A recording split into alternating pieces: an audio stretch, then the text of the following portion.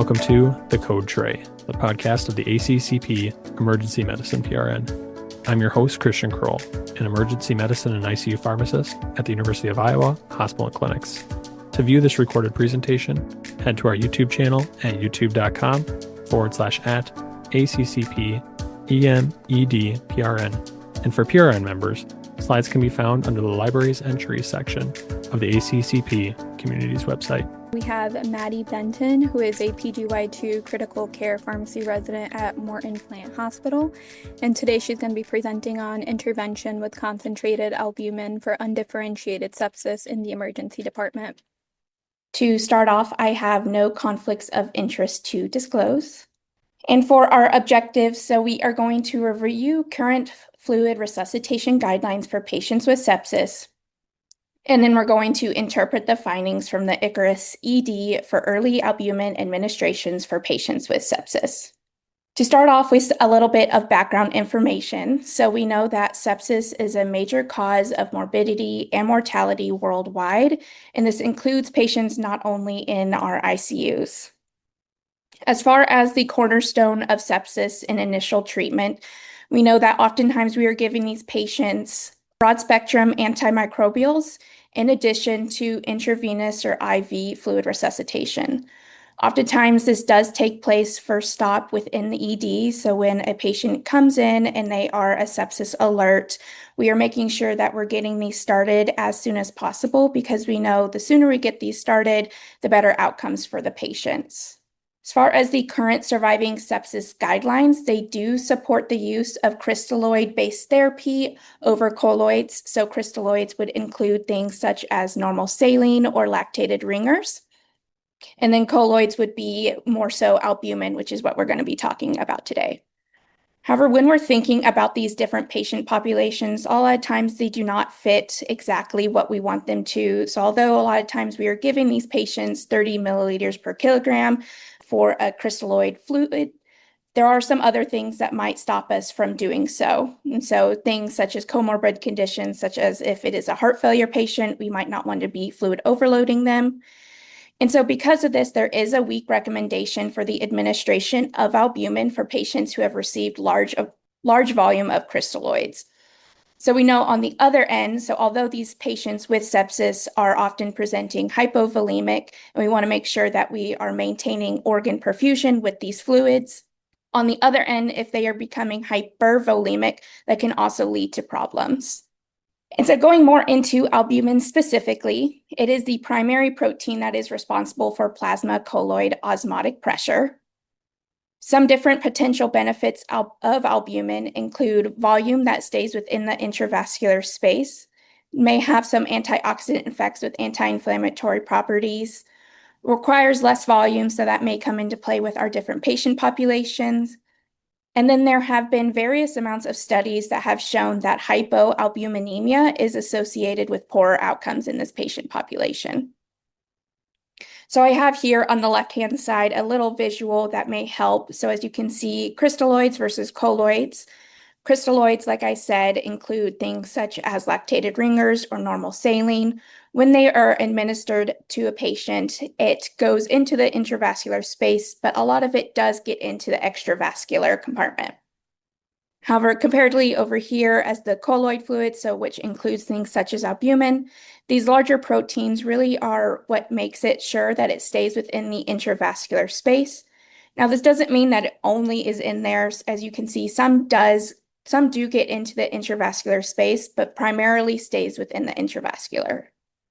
Looking into previous literature, it has been studied a numerous amount of times where people are looking into albumin, so crystalloids versus colloids, and what would be better for this patient population. One of the first studies was published in 2004. It was named the SAFE study, and this was a multi-center randomized double-blind trial to compare the effect of fluid resuscitation with albumin or saline, and they were looking at the benefit on mortality in a heterogeneous population of patients within the ICU. So for their intervention, it included 3,497 patients that received 4% albumin, as compared to saline, which included 3,500. For their primary outcome, it was looking at death from any cause at day 28. So as you can see, within the albumin group, that happened in 726 patients, comparatively to the crystalloid group or saline, happened in 729 patients. Now, this was not statistically significant with a p-value of 0.87.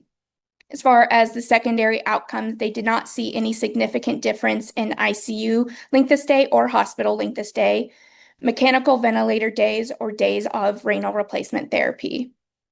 So what they concluded from this study was that of those within the ICU, the use of 4% albumin or saline would be safe for the fluid resuscitation, and they resulted in similar outcomes when looking at day 28.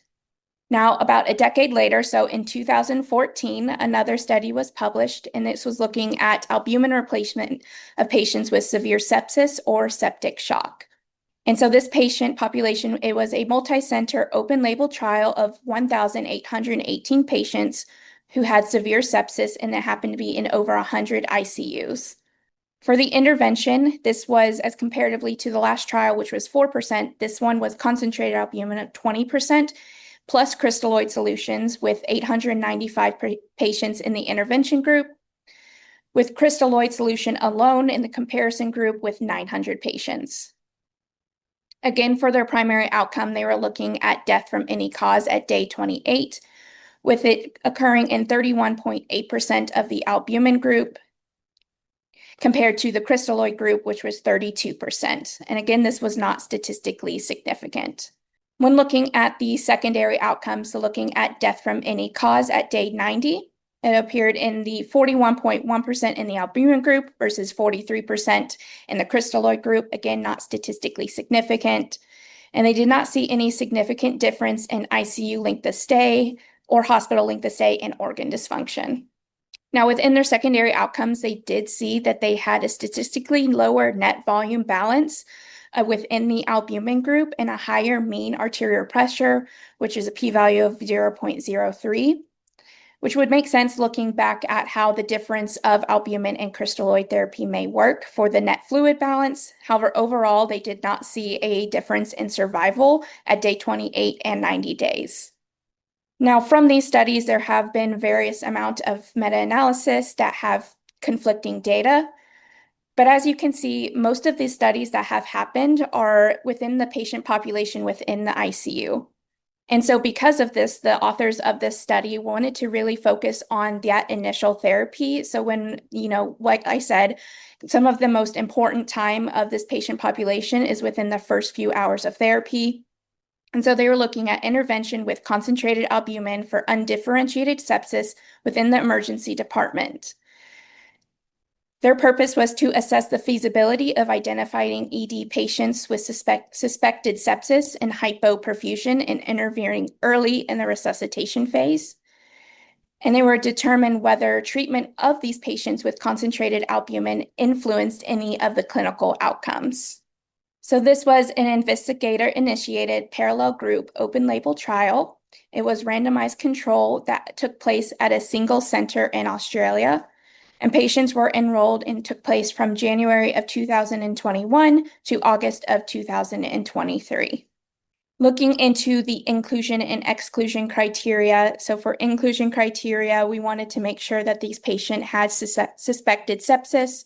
So they had to have an infection, and then hypoperfusion, which was defined as systolic blood pressure less than 90 or a lactate 4 or greater, regardless of prior fluid therapy. And as far as exclusion criteria, they really wanted to make sure that they were getting within that patient population within those first few hours. So they was looking at greater than 2 hours since hypoperfusion criteria was met, if greater than 8 hours since presentation. And then some other exclusion criteria included those less than 18 years old, if they had an inter-hospital transfer. So this was really just so that they wouldn't be able to follow the patient, so they were excluded. Cirrhosis patients, previous adverse reaction to albumin therapy, religious exception, acute head injury, or acute pulmonary edema, and then if death was expected within 24 hours. So those patients that they might not see the benefit in anything of whether that be albumin or crystalloid therapy.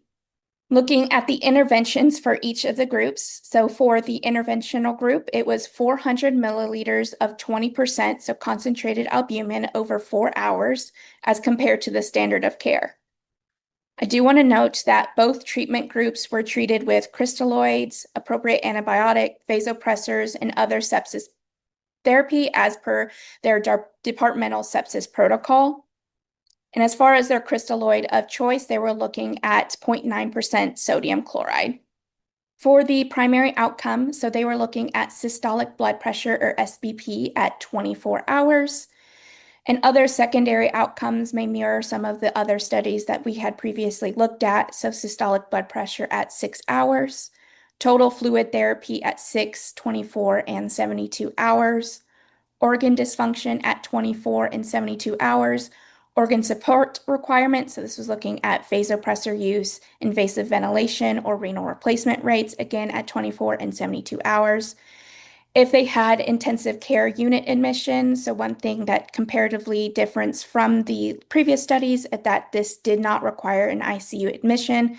As you know, a lot of these times patients were not necessarily need an ICU admission and they're often admitted to other wards of the hospital.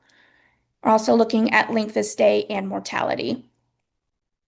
As far as the feasibility outcomes, they're looking at number of patients enrolled per month, protocol compliance, and then proportion of patients with infection listed as the discharge diagnosis. For the statistical analysis, it was completed in the intention to treat population. Baseline characteristics and the analyses were looking at continuous versus categorical variables listed as below. And then for their sample size, it was required of 400 patients in order to require a 90% power to detect a 5 millimeter of mercury difference in blood pressure. Going into their exclusion criteria, so they had 768 patients that presented to the ED with septics or septic shock. And so they had 615 patients that were eligible for enrollment, and then 151 of those patients were potentially eligible but not referred or identified, and so which left 464 patients that were randomized, which means there were 232 within the albumin group and then 231 patients within the no albumin group. As you can see, I have the exclusions listed there to the left-hand side, with the ones most often occurring were hypoperfusion that occurred greater than 8 hours post-triage. 38 of them had inter-hospital transfer, 26 with cirrhosis, or 24 previously enrolled in trial. I do want to point out that 8 of them had the death judged within likely 24 hours, so that was in our really sick patient population as well. Now, looking at the patient population as a whole, baseline characteristics were very similar between the two groups. There are a couple that I do want to point out. So as you can see, they are bolded in red here. So the out-of-hospital SBP, or systolic blood pressure median, was higher within the albumin group as compared to the standard of care. In addition, when we're looking at our inclusion criteria, the standard of care group had more patients who had an elevated lactate and were hypotensive, so they had potentially sicker patients within that group. And again, looking at the median Apache 2 score, it was higher within the standard of care group. However, the rest of the baseline characteristics, taking into consideration age, sex, and presentation to the ER, was pretty much similar between the two groups. Now, going into the primary outcome, so within the standard of care, the systolic blood pressure at 24 hours was 110 as compared to the albumin group, which was 110.5. So this was not statistically significant. And I think this is a great kind of diagram to look at in graphical representation of the systolic blood pressures that they saw within the two groups. And although the albumin group was slightly higher, it was not statistically significant. This is the 24 hours. And then over here on the left-hand side, you can see at 6 hours, once again, the albumin group did show that it was a bit higher at 6 hours as compared to standard of care.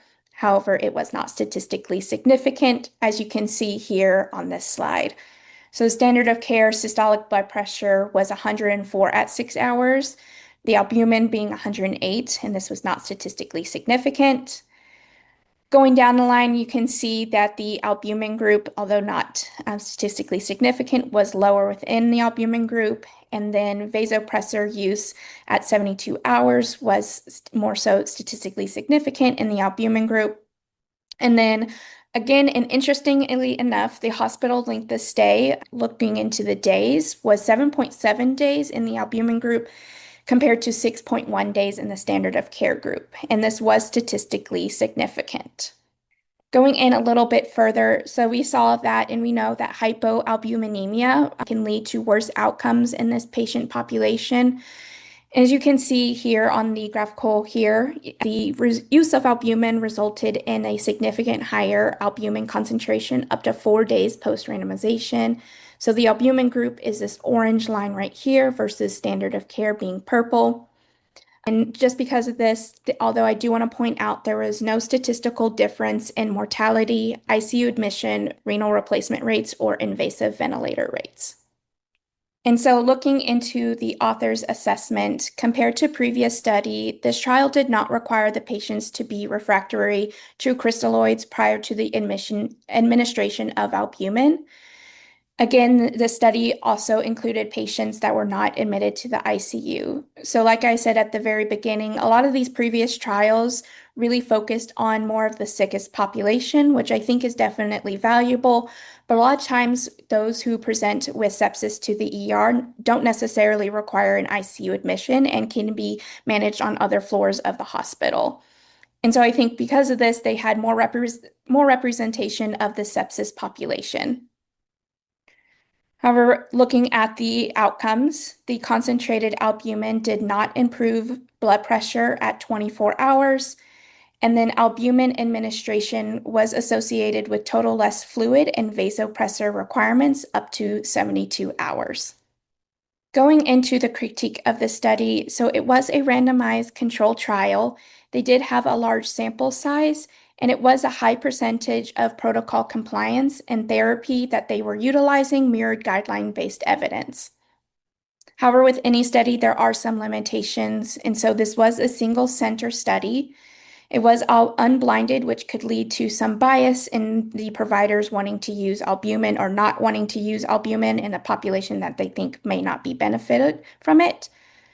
Charts were used and reviewed retrospectively after the albumin administration. As we were looking at the baseline characteristics, the baseline demographics may indicate that it was a sicker population within the crystalloid group.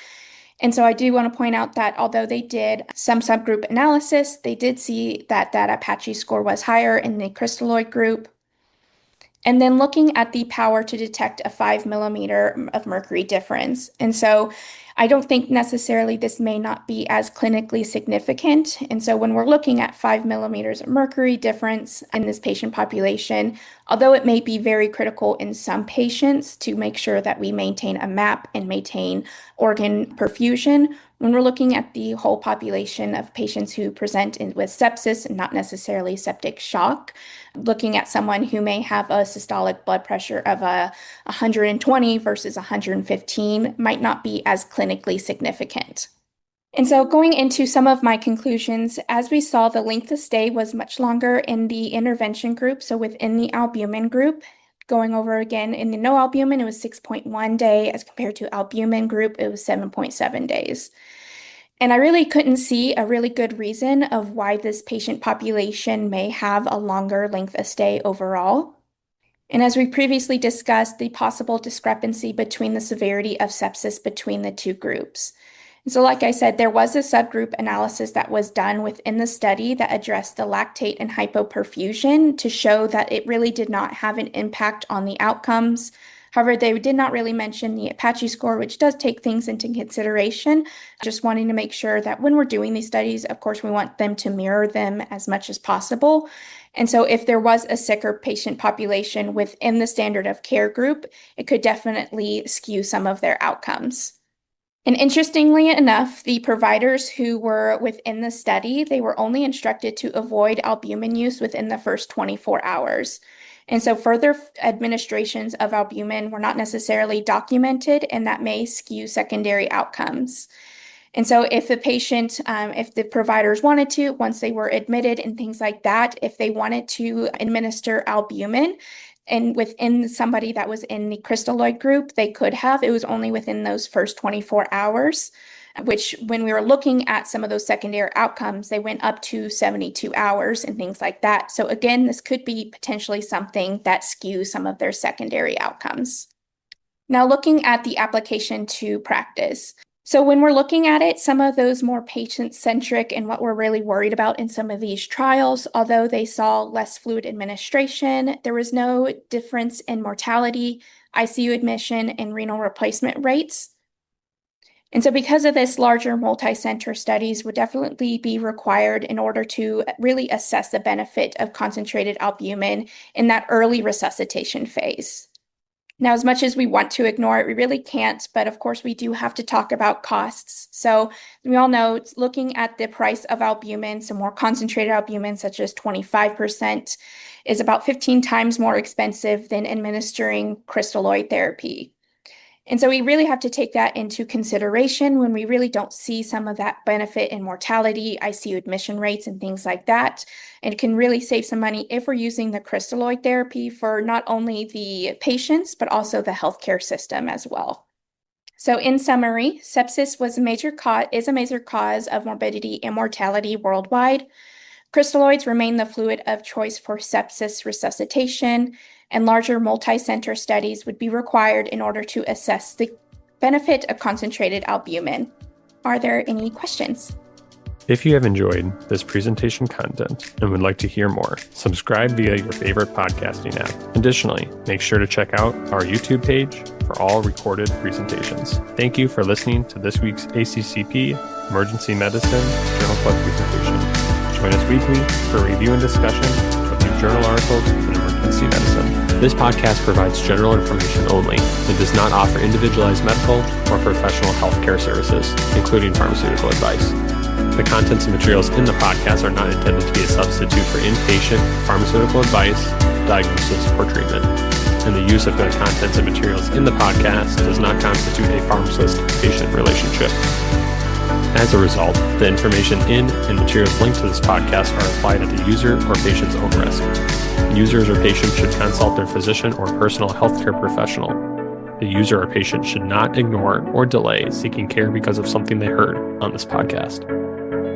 In case of an emergency, the user or patient should contact their physician, call 911, or go to the nearest medical emergency facility.